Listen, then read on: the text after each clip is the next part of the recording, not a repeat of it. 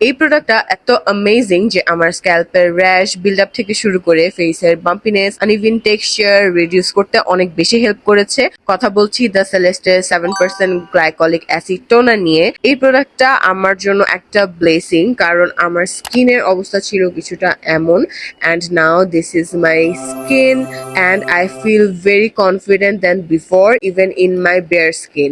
এই একটা প্রোডাক্ট মাথা থেকে পা পর্যন্ত সকল সমস্যার সমাধান দিতে পারে, যেমন dark spots, uneven skin tone, open pores, hyper pigmentation, body acne, dull skin, bumpy skin, body darkness, itchy scalp, dandruff, scalp bounce and what not. এইসব সমস্যার একটাই সমাধান, দ্য সেলেস 7% গ্লাইকলিক অ্যাসিড টোনার। কিভাবে ইউজ করতে হবে সেটাও বলে দিচ্ছি। পার্সোনালি আমি এরকম একটা স্প্রে বটল ইউজ করতে পছন্দ করি।